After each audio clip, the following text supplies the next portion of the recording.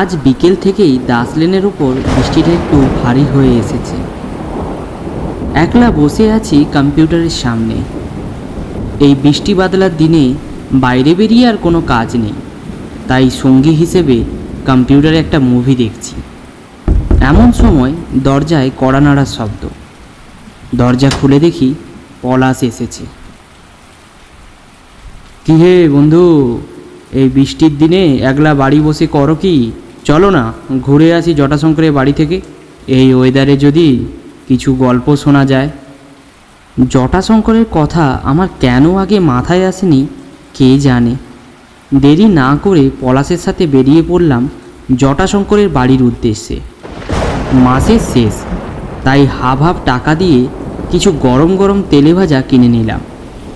জটাশঙ্করের কাছে গল্প শুনতে যাচ্ছি আর কিছু নিয়ে যাব না, এটা দেখতে কেমন খারাপ লাগে।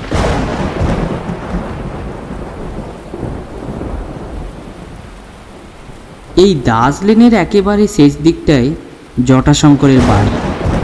বাড়ির দরজা খোলাই ছিল। আমরা ঝটপট করে বাড়ির ভেতরে ঢুকে পড়লাম। বাড়ি ঢুকেই দেখি জটাশঙ্কর খাটের উপর বসে আছে, কি যেন একটা গভীরভাবে ভাবছে। ধীর পায়ে জটাশঙ্করের চাকরকে মানে রতনদাকে গরম গরম তেলে ভাজা আর 3 কাপ গরম চা একটা প্লেটের মধ্যে রেখে নিয়ে আসতে বললাম। তারপর আমরা ঘরের মধ্যে দুটো চেয়ার টেনে জটাশঙ্করের সামনে এসে বসলাম। কি ব্যাপার ঠাকুরমশাই, কি এত গভীরভাবে ভাবছেন? সেই এসেছি কখন আপনার বাড়িতে, কিন্তু দেখছি আপনার কোনো হুঁশই নেই। ও, তোমরা এসেছো, বসো তাহলে, আমি ভেতরে চায়ের কথা বলে আসি। আরে না না ঠাকুরমশাই, আপনি ব্যস্ত হবেন না, আমরা আগেই চায়ের কথা বলে এসেছি, আর তার সঙ্গে আপনার জন্য গরম গরম তেলে ভাজাও নিয়ে এসেছি। তা বেশ ভালো, এই বৃষ্টির দিনে তেলে ভাজা খাওয়াতে দারুণ মজা আছে। তা ঠাকুরমশাই, আপনি কি ভাবছিলেন সেটা তো বললেন না? সে তো অনেক কথা বাপু, ভাবছিলাম আজ থেকে প্রায় 10-11 বছর আগেকার একটা ঘটনা। এমন সময় পলাশ বলে উঠল, ঠাকুরমশাই, সেই ঘটনাটা কি আমরা জানতে পারি? মানে এই বৃষ্টির দিনে। বুঝেছি, তোমরা গল্প শুনতে চাও, তাই তো? তবে যে জিনিসটা আজ তোমাদের আমি শোনাতে চাই সেটা একটা শুধু গল্প নয়, আমার জীবনের একটা সত্য ঘটনা। হয়তো তোমরা এটা বিশ্বাস নাও করতে পারো বা নিছক গল্প হিসাবেই ধরে নিতে পারো। আহা ঠাকুরমশাই, ওটা আমাদের উপরেই ছেড়ে দিন, আপনি গল্পটা শুরু করুন। এরই মধ্যে জটাশঙ্করের ভৃত্য আমাদের সবার জন্য গরম গরম চা আর তেলে ভাজা রেখে দিয়ে গেল খাটের উপর। জটাশঙ্কর একটা তেলে ভাজা আর 1 কাপ চা হাতে নিয়ে গল্প বলা শুরু করলো। গল্পের ঘটনা শুরু হয় আজ থেকে প্রায় 10 থেকে 11 বছর আগে। সন্ন্যাসী বা তান্ত্রিক হতে চেয়েছিলাম, কিন্তু তা সম্পূর্ণ হয়ে উঠতে পারিনি। কারণ তোমাদের তো আমি আগেই বলেছি, সাংসারিক টান ছিল আমার খুব প্রবল। গুরুরাও আমাকে একথা বলেছিলেন।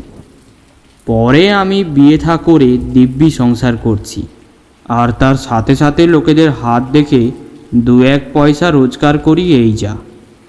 কিছু গুরুর আশীর্বাদে কিছু শক্তি আমি পেয়েছি, সেই শক্তি প্রয়োগ করে মানুষের উপকার করে কিছু পয়সা রোজগার করতাম, আর সেই দিয়েই আমার সংসার চলত।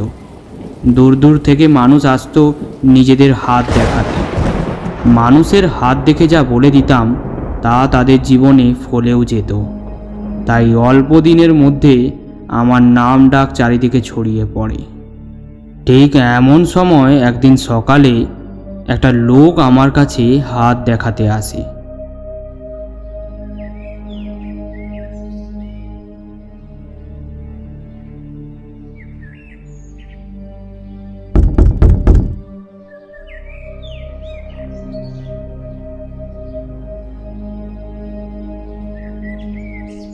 ঠাকুরমশাই, আমার প্রণাম নেবেন। এসেছি আপনার কাছে একটা গুরুতর সমস্যা নিয়ে। আমার নাম তন্ময় ভট্টাচার্য। কলকাতায় আমার বড় একটি ব্যবসা রয়েছে। ব্যবসা ভালোই চলে, কিন্তু সমস্যা আমার অন্য একটা জায়গায়। কিন্তু আমি নিজে থেকে সেই সমস্যার কথা আপনাকে আমি বলবো না। আমার মুখ কিংবা হাত দেখে আপনাকে বলতে হবে আমার সমস্যাটা কি। মাপ করবেন আমায়। আসলে ঠিক লোকের কাছে এসেছি কিনা সেটা তো একবার আমাকে যাচাই করে নিতে হবে। সম্পূর্ণ ব্যবসাদারের মতো কথা। তা গরুর আশীর্বাদে কারো মুখ দেখে কিছু বলে দেওয়া, এটা আমি অনেক আগেই শিখেছিলাম। এটা অনেক নিম্নতরের শিক্ষা। তাই আর দেরি না করে ওকে ও 3টে সমস্যার কথা বললাম। আমার কথা শুনে লোকটি রীতিমতো অবাক হয়ে গিয়েছে। সত্যি ঠাকুরমশাই, আপনার ক্ষমতা অতুলনীয়। এখন আমি আপনাকে আমার সমস্ত কথা খুলে বলতে পারি। আসলে কয়েকদিন আগে আমি একটা বাড়ি কিনেছিলাম। সপরিবারকে নিয়ে আমি সেখানেই বাস করি। বাড়িতে আমার স্ত্রী ছাড়াও ছেলে, বৌমা এবং আমার একটি ভাইয়ের মেয়েও আছে। ব্যবসা খুব একটা মন্দ যায় না, কিন্তু সম্প্রতি সেটা একটু টালমাটাল চলছে। যেটার সমাধান তো আপনি বললেন আমায়, কিন্তু এই বাড়িটার সমাধান আমি কিছুতেই করতে পারছি না। সমস্যা শুরু হয় খুব রাতে।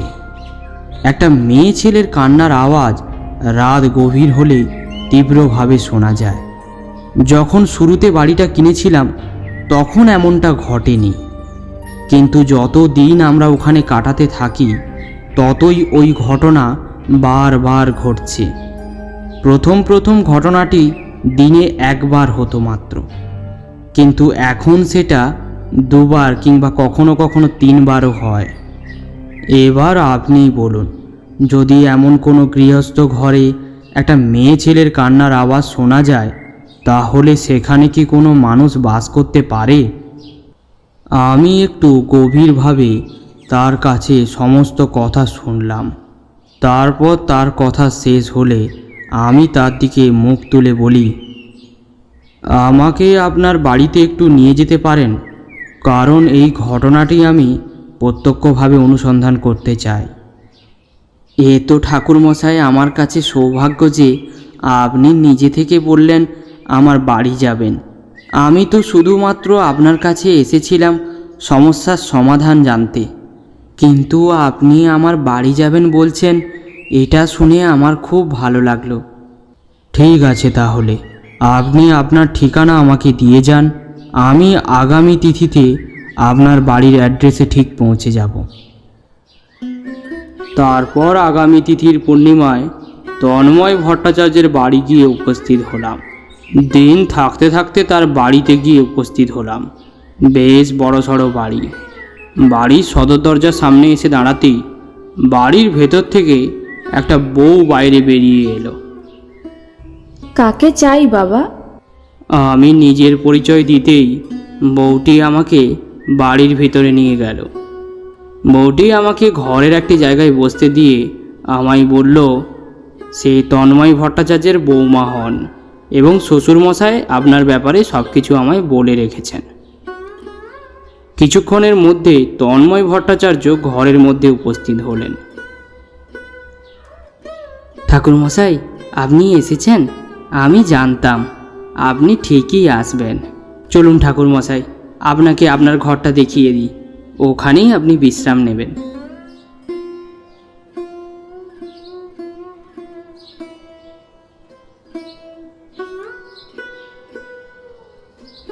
তারপর দুপুরে এক মহাভোজন শুরু হলো।